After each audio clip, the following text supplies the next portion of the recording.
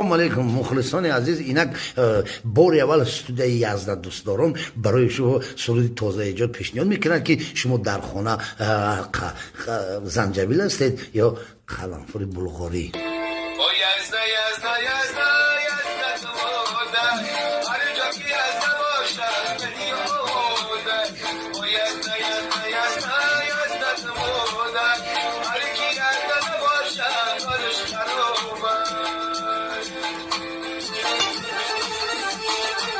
Machine